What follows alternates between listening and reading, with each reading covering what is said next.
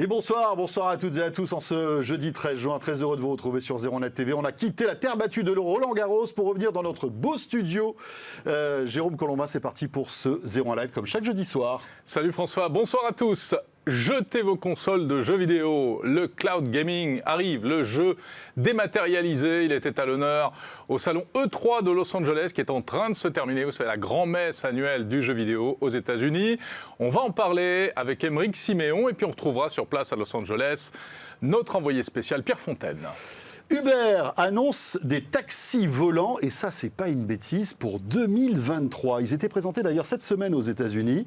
Eh bien, vous allez voir à quoi ça ressemble, le taxi volant d'Uber. Ça fait rêver. 2023, c'est demain. Visiblement, c'est plus de la science-fiction, tout ça.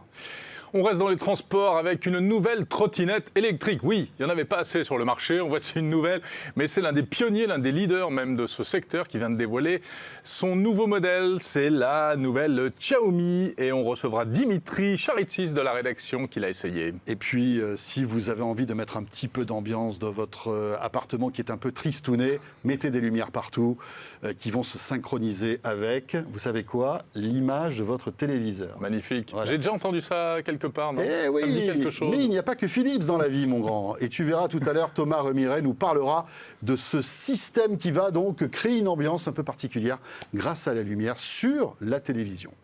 Voilà, c'est 01 Live. Bienvenue, c'est parti.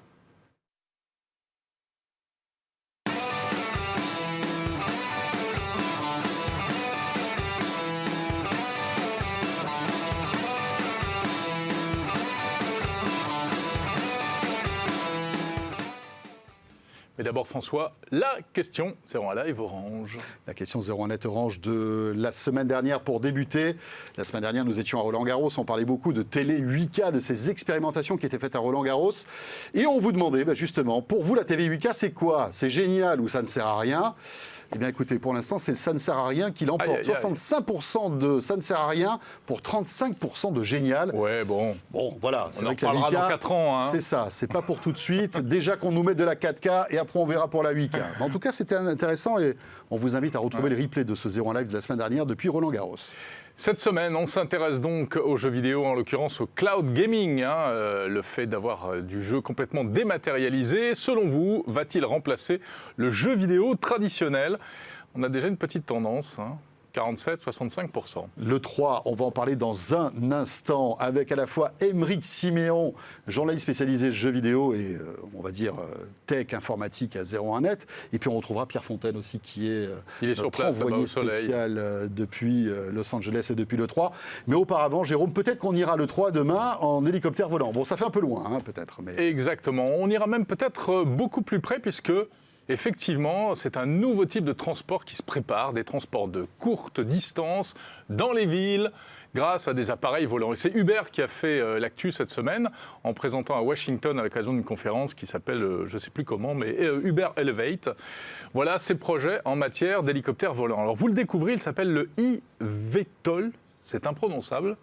Ce truc-là, et c'est un appareil volant électrique à décollage vertical, 6 moteurs électriques, 5 places, pas de pilote, enfin un pilote dans un premier temps, un pilote dans un premier temps. J'ai eu peur, je croyais qu'il n'allait pas avoir de pilote. Non. Mais peut-être dans un second temps, il n'y aura pas de pilote. Mais peut-être que dans un second temps, il n'y aura pas de pilote, et c'est très sérieux, puisque ça y est, ça devrait être lancé commercialement en 2023 aux États-Unis, à Dallas et à Los Angeles, et à Melbourne en Australie.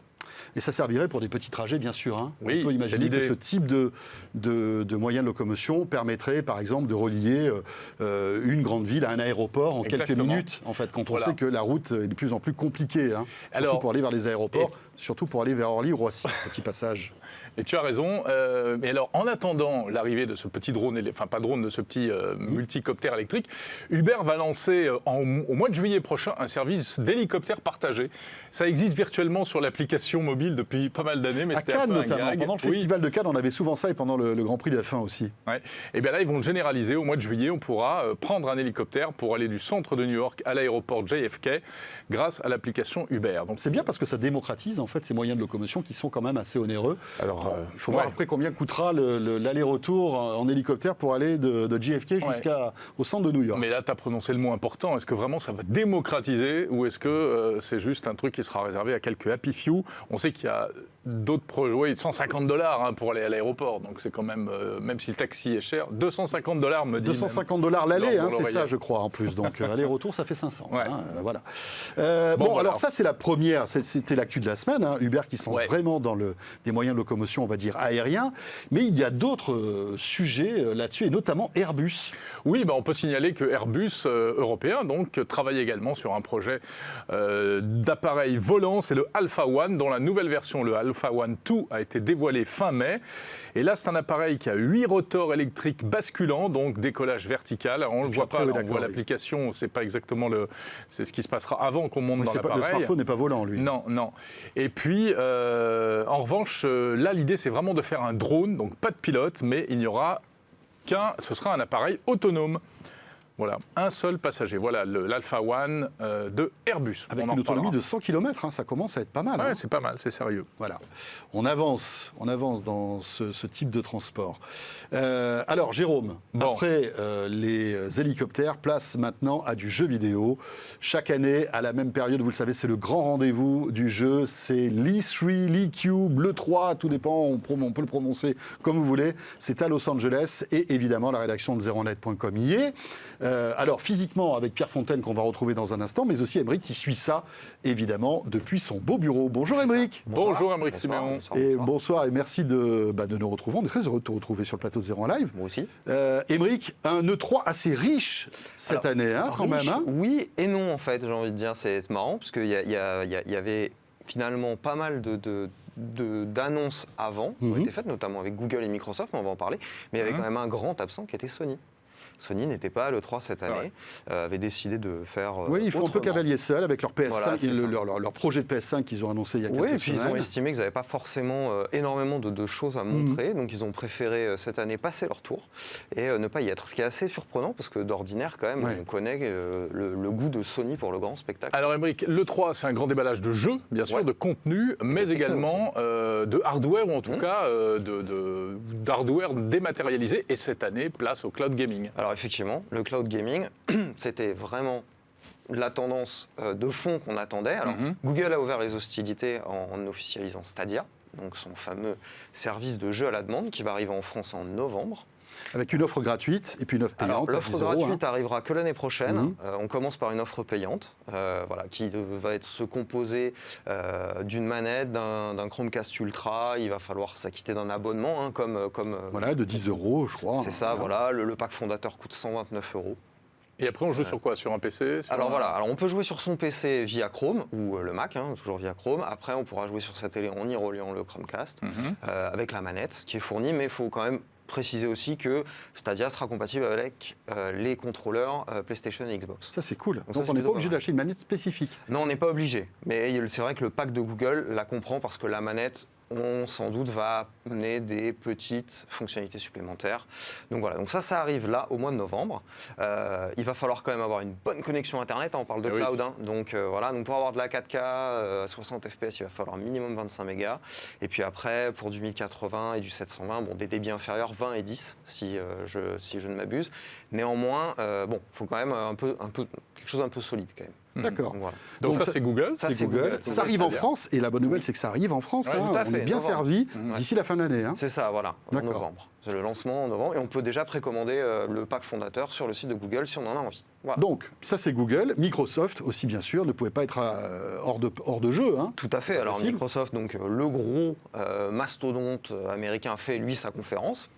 Et donc là, a présenté, finalement, on s'attendait à avoir une offre cloud vraiment très riche, etc. Ouais. Et le xCloud, donc, qui est le nom de code du cloud gaming chez Microsoft, on en a presque pas parlé, ou en tout cas à demi-mot.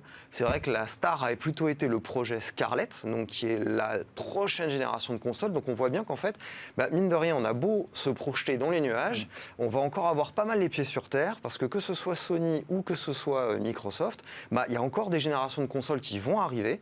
Et donc Microsoft a surtout pas mal parlé de Scarlett. C'est une transition douce. Voilà, on arrive finalement à un embranchement, mais il faut quand même pas se leurrer. Il ne faut pas déterrer la console de jeu. Voilà, on va encore avoir besoin de notre hardware pour pouvoir jouer. Et alors, justement, côté hardware, la Scarlett, ça va dépoter quand même. Alors effectivement, la Scarlett, il y a beaucoup de promesses. On sait que ça va être une plateforme qui va être conçue par AMD, comme sur la future PlayStation. On sait qu'a priori, Les deux grands géants vont faire jeu égal là-dessus. Ils vont avoir à peu près les deux mêmes plateformes, avec des subtilités bien sûr, parce que sinon... Bon, c'est pas marrant. On sait qu'on va avoir du SSD dans les deux consoles. On sait que l'un comme l'autre développent leur propre solution de SSD afin que les jeux se lancent plus vite, etc. On se doute bien qu'il va y avoir de toute façon une offre cloud qui va venir à un moment donné se greffer, qui sera exploitable de toute façon sur les deux consoles. C'est déjà le cas avec le Game Pass chez Microsoft, avec le PlayStation Now chez Sony.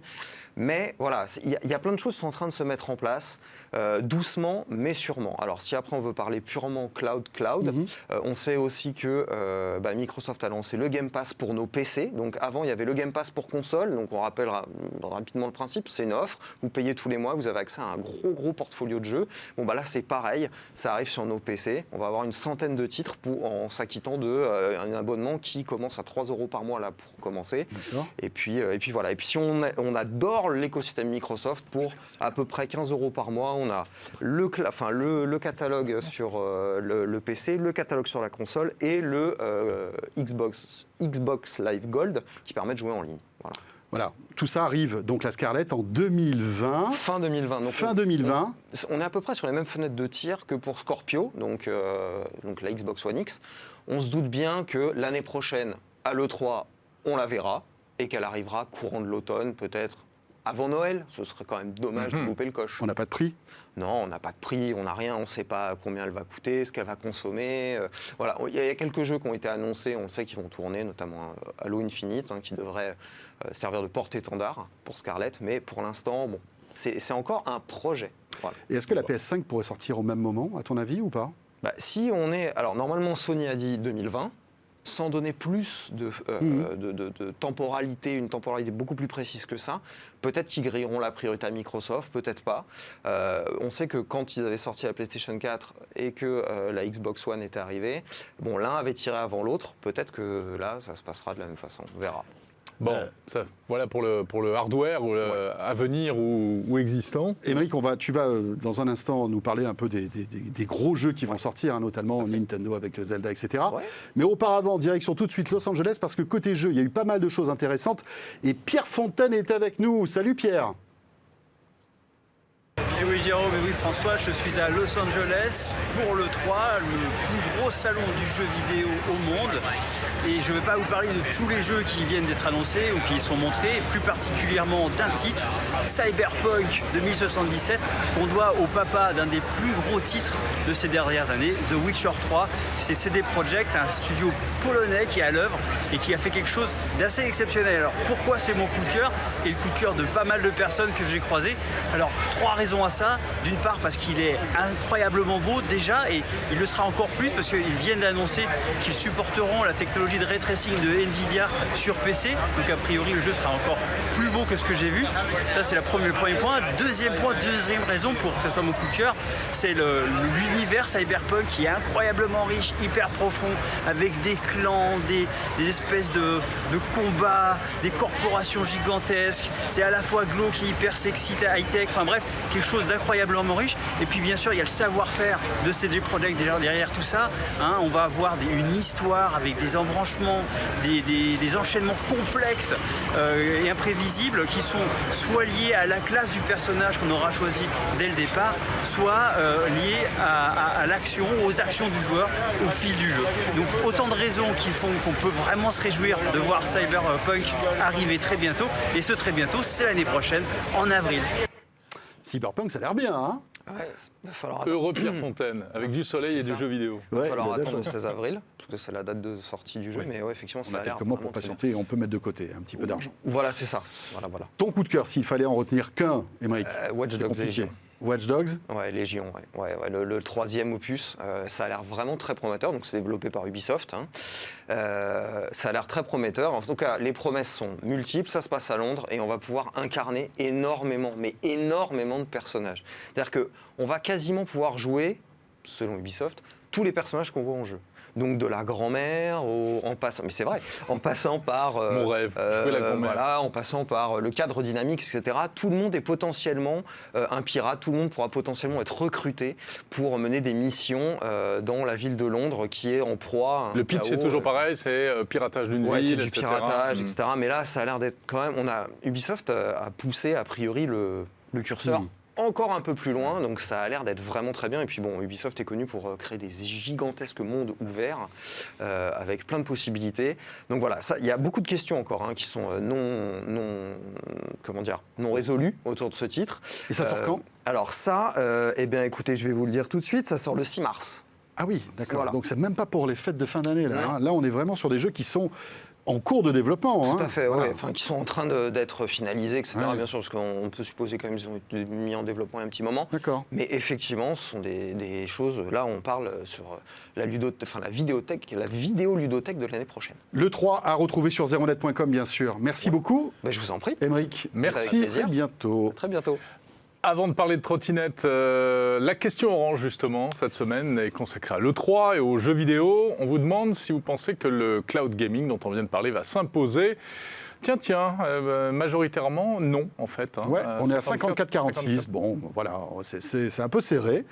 C'est un peu Pareil, abstrait, le cloud gaming, Ouais, mais bon. c'est pareil, on en reparle dans 4 ans. Voilà, c'est ça. Comme la télé 8K. Alors, on devrait faire une question sur le cloud gaming en 8K pour voir ce que ça donne. Oui, alors là, ça c'est serait un pas carnage. bon, écoutez, vous savez quoi, on va revenir sur Terre maintenant et ça va rouler avec une trottinette que la rédaction de Zeronet a testée.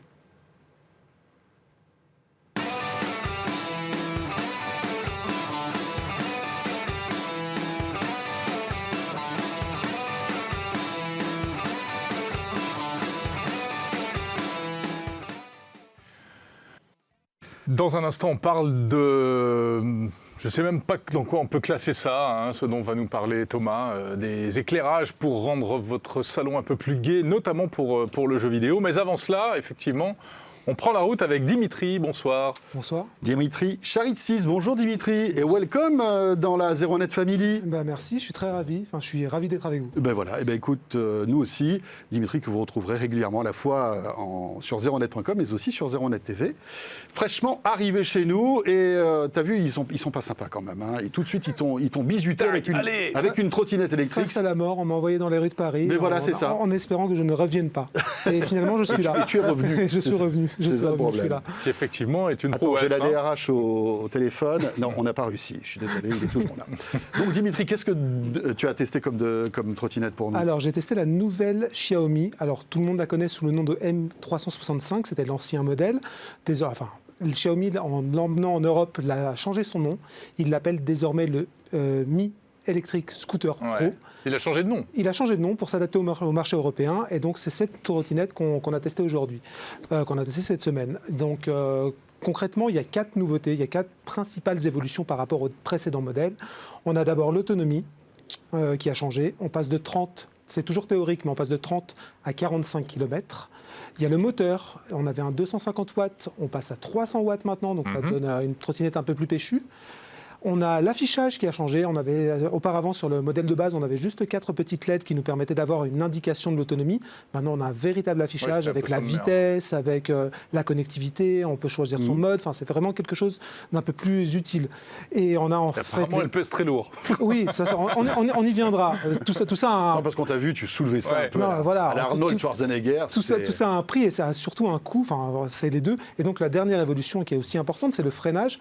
Donc, globalement, sur ces 4 points-là, ça s'améliore. Il n'y a pas de surprise. C'était 4 points relativement faibles sur le précédent modèle. Là, on a quelque chose qui est nettement plus dans les clous, voire qui est en avance sur le reste du marché. Et donc, forcément, les deux conséquences, c'est que c'est plus lourd. Parce que l'autonomie, plus grosse batterie, forcément... Elle pèse combien ? Elle pèse 14,2 kg, ça fait un peu moins de 2 kg de plus par rapport à la précédente. Donc on l'emmène pas dans le RER, on n'embête pas trop les gens dans le métro avec, on préfère rester pas sur les trottoirs mais dans les rues de Paris. Ouais. Elle se met à ressembler beaucoup à la Segway qui est également commercialisée par Xiaomi. En fait, elle ne change absolument pas d'un point de vue design. Pour voir la différence, il faut vraiment s'approcher et c'est l'affichage qui donne la différence. Quand on voit qu'il n'y a pas les 4 LED mais qu'il y a un écran, on se rend compte qu'on est sur la nouvelle génération et pas l'ancienne. Mais globalement, c'est le Xiaomi. prix, on l'a dit ? Il est à 499 €, ça fait 100 € de plus que la précédente version. Alors ça, c'est un prix théorique, c'est le prix commercial. Dans les faits, le précédent modèle, si on cherche un petit peu, on peut l'avoir à un peu plus de 300 €. Donc il y a beaucoup de chances pour que ça soit la même chose avec la nouvelle. Voilà. Bon, très bien. Voilà, cette Xiaomi Mi Electric Scooter Pro. Voilà, à utiliser toujours, j'allais dire avec modération, non, Oui. mais avec prudence. Avec hein, prudence. surtout, pas sur les trottoirs, mettez un casque, ne roulez pas trop vite, ne grillez pas les feux, ne faites pas n'importe quoi. Voilà, avec des conséquences dramatiques comme l'actualité Ouais. nous l'a rappelé d'ailleurs tristement il y a quelques jours. Merci beaucoup Dimitri. C'est moi. Il est bon, hein, Dimitri. Écoute, je pense qu'il faut qu'il revienne. Voilà, Dimitri. on va l'accrocher dans le C'est- studio et on va le garder. C'est promis. tout le temps. Thomas Remilleret est là aussi. Bonjour Thomas. Bonsoir, On Salut, a, Thomas. on a que le best-of. Hein, cette Ah ouais, semaine, ouais, hein. on a la crème de la Franchement, crème. On a la crème de la crème. Hein. Bon, Thomas. Thomas, lui, s'est mis dans son canapé Ouais, pour tester... Une trottinette. voilà. Une trottinette. C'est pas pratique. C'est pas pratique, on est l'idéal, hein. d'accord. Alors, Non, vous c'est savez pas une trottinette. Non, Thomas fait aussi des vidéos sur zeronet.com. On peut te retrouver et je vous invite d'ailleurs à les découvrir. Et tu as testé, donc régulièrement tu testes des produits, C'est ça. des produits un peu improbables. on Voilà, va qui dire, ont des un peu promesses rigolos. qui sont un peu, on Oui. va dire, séduisantes. Et puis on va vérifier Des si la faux promesse est AirPods. tenue. Des faux AirPods. On a testé des PC qui sont pas du tout chers. Voilà, c'est ça. Là, bientôt, on testera un kit qui vous apprendra à faire de la guitare alors que vous n'en avez jamais fait. Ce genre de choses. Ah, c'est quoi. cool. D'accord. ça. Et donc là, Et là, cette semaine, donc, c'est... parce Alors- que tu appelles ce truc Ambilight, mais il faut alors, peut-être préciser que non, non. c'est Alors, en fait, c'est un Ambilight-like. voilà. En fait, c'est-à-dire que voilà, c'est le facile à dire. hein. C'est le même principe que l'Ambilight, sauf que ce n'est pas du tout affilié à Philips. Hein. Pas Alors du attends, tout. on va rappeler, Alors l'Ambilight, c'est l'Ambilight, quoi c'est par exemple sur les télé Philips, surtout sur les haut de gamme d'ailleurs, en fait, tout derrière, vous avez tout un tas de bandes de LED en fait, qui vont faire le tour de la télévision. Et en fait, les LED vont s'éclairer en fonction de ce qui est affiché à l'image, ce qui va en fait donner une petite ambiance dans votre salon, particulièrement si vous avez la télé contre un mur. Ouais, c'est chouette. bien. Par exemple, il y a un match de foot, tout autour c'est Match vert. de foot, Voilà. ou si vous voulez jouer à Cyberpunk par exemple, Oui, voilà. à Ok. tout hasard. Et donc, si on n'achète pas, si on n'a pas de téléviseur Philips et qu'on n'a pas l'intention d'en acquérir un rapidement, il y a cette solution que Et tu il y as a ce testée. kit, donc ça s'appelle Dream Screen, donc c'est une boîte qui est américaine, c'est assez peu distribué en France. Et donc en fait, le principe, c'est que vous allez tout installer vous-même. Donc vous avez un kit avec des bandes de LED, donc il faudra choisir en fonction de la taille de votre télévision, bien sûr. D'accord. Et en fait, vous allez donc coller vous-même les bandes de LED à votre télévision et vous allez les relier à un petit boîtier. Et ce petit boîtier dispose de 3 ports HDMI. Et ces 3 ports HDMI, vous allez brancher différentes sources. Donc par exemple, ça peut être votre PlayStation 4, votre Shield, votre décodeur télé, etc. Et du coup, dès que vous lancerez une partie ou vous regarderez un film, etc., vous aurez, pareil, la lumière avec les LED qui va se diffuser partout dans le salon. D'accord. T'as Et mis alors combien de temps à installer ça, là Eh ben, Pour refaire pas si longtemps, hein. Je pense que c'est. Ce qui est long, c'est de tout déplacer et de décabler, parce que Oui. je suis un grand malade du cable management, donc si vous voulez, j'ai un peu pleuré quand il a fallu que je défasse tout. Ça fait Mais mal au c'est cœur. c'est une bonne grosse demi-heure. L'installation n'est pas compliquée, c'est un peu plus dans le paramétrage. Donc en fait, tout est géré par une application mobile. Ouais. Et faire marcher toutes les fonctions tous ensemble, c'est un peu compliqué, surtout quand vous avez des télés qui ont des fonctions qui à la base sont pratiques, qui s'allument toutes seules, qui s'éteignent toutes seules, c'est un peu compliqué. Ah oui, ça rajoute un truc. Voilà, bon, faut y passer un petit peu de temps, mais une fois que tout est configuré, ça marche vraiment super Ah, bien. voilà. Ça Donc, marche. le Ah ouais, pour le résultat coup, est top. donc ça marche pour le bien. coup, le résultat est top. Et en plus, vous avez ce qu'on voit à l'image. En fait, Ouais. c'est ce qu'ils appellent des sidekicks. C'est des petites des petites lumières en rab, des espèces de mini Oui, projecteurs. c'est si des vous voulez. rappels de lumière. en Voilà, fait, des c'est ça rappels de lumière que vous allez pouvoir disposer un peu où vous voulez dans la pièce et qui vont pareil se caler en fonction de ce qui est diffusé à l'image. Et ça vous donne une ambiance dans votre salon qui quand même envoie du pâté. Ah ouais. On va pas se envoie du mentir. pâté, voilà. Alors, Bon, autant faut vous aimer, dire que faut là, aimer. Mais alors attends, comment ça marche il faut être un geek célibataire endurci pour Voilà. avoir ce type de choses, parce que si vous avez ne serait-ce qu'une demoiselle qui s'approche, elle s'en va en C'est vite courant. compliqué. C'est vite On est compliqué. d'accord. Donc voilà, à partir de ce fait. Non, mais il y a des Bon, filles qui aiment ça. Hein. Oui, bien sûr. Oui, oui, oui. Ah oui. Bien sûr, sans doute. Il y a des geekettes, il y en a beaucoup. Mais comment ça marche, Thomas Alors en fait, c'est tout bête. En fait, à l'intérieur du petit boîtier, il y a un petit logiciel Mhm. qui va analyser en fait les images qui rentrent par les ports HDMI, Ah oui, d'accord. où vous branchez vos sources. D'accord. Et en fait, ce boîtier est relié aux bandes de LED et au petit sidekick. D'accord. Et en fait, par logiciel, il va dire là, il y a du rouge, donc Je vais mettre affiche-moi du du rouge rouge, et tout. affiche-moi Il du n'y a vert. pas de latence. Ça Non, marche il n'y a bien pas de latence. C'est impressionnant. Après, chouette. c'est tout câblé, donc Ouais. ça paraît Ouais. plutôt logique. Donc- parce qu'en fait, comme si vous voulez, la source passe dans le boîtier. Il y a tout qui se balance en même temps. Il y a à la fois la source lumineuse et le flux vidéo qui passe en même temps. Du coup, il n'y a pas de latence. Et ça coûte combien Ça, c'est le point Aïe. qui fâche. Alors, ça dépend, parce qu'il existe des kits qui sont pour les télé HD, des TV 4K, ça dépend aussi de la taille. Ouais. Grosso modo, pour une petite télé HD, comptez 100, à partir de 160 € quand même, juste la bande de LED, jusqu'à plus de 300 € pour une télé 4K 55, 65, 75 pouces, ça commence à piquer, et c'est pas fini, les sidekicks ne sont pas fournis, sont en option, Donc, à 90 € chacun. Les petits Oh. rappels de projecteurs Ah ouais. là, dont tu Voilà, parlais. donc c'est expliqué aussi par le fait que c'est très peu distribué en France, donc Oui, forcément, évidemment. si vous achetez aux US, ce sera un peu moins cher. Ça reste quand même vraiment super cher. Après, si vous êtes vraiment fan, que vous avez les sous, ça peut valoir le coup, mais si vous voyez ça comme un accessoire, Moi, je trouve ça peut-être pas très sympa. nécessaire. Pour ta petite salle de cinéma Non, personnelle, mais alors, ce sera cool. Hein. Pourquoi pas? Ça peut être sympa. Moi, ce qui me fait un peu peur, c'est les câbles, quoi. C'est les câbles ouais. qui se baladent un peu Ouais, partout dans la maison. Ouais. c'est Ça, un c'est peu- compliqué, surtout à l'arrière de la télé. Et, Parce que à avec l'arrière les de votre télé sidekicks aussi, tu vois, par si tu exemple, mets des là, petits projecteurs à droite à gauche, tu as des câbles. bah voilà. Voilà. Ouais, Et surtout, derrière la télé, là, vous savez que maintenant, dans Ouais. la télé, on a des ranges câbles, etc. Enfin, moi, j'adore ça, comme ça, c'est tout propre. Là, c'était impossible, donc ça pendouille de partout, j'étais pas bien. Tu t'es fait un Mais, burn-out, non? franchement, j'étais pas très bien. Donnez-moi un Mais- psychiatre. Mais bon, du coup, là, j'ai fait la grande technique que tout le monde connaît, c'est foutre un meuble devant et puis on voit Oui, plus rien. voilà, et puis Voilà. comme ça, Ouais, hein, ouais. on verra bien ce qui se passe Tu derrière. pousses ça et puis marche. tu Merci l'enlèves que Thomas. dans 6 mois. La vidéo à retrouver sur zeronet.com. La vidéo à zeronet.com et sur YouTube d'ici une dizaine de jours. Bon, on aura l'occasion de reparler. Ce Zéro Live est terminé. Je voulais juste vous signaler que sur zeronettv.com, sur la chaîne YouTube de Zeronet TV, mais aussi sur le site zeronettv.com, avec Jérôme, on vous a fait un petit reportage. Bah, on reste dans le sujet, Petits oignons sur sans doute l'une des plus belles salles de cinéma du moment. C'est la salle Dolby Cinéma. Il y en a quelques-unes, et notamment une à Paris, au Pâté Beaugrenelle, Jérôme, et on s'en est pris plein les mirettes. Voilà, si vous n'avez pas de screen machin chez vous, Dream Screen, vous pouvez aller vous faire plaisir dans cette salle. Et effectivement, là, tout a été soigné. Il y a à la fois l'aspect image et puis bien sûr l'aspect son, puisqu'on en parle de Dolby. Et dans cette vidéo, vous pourrez voir même l'envers du décor, les projecteurs, le serveur, etc. Voilà.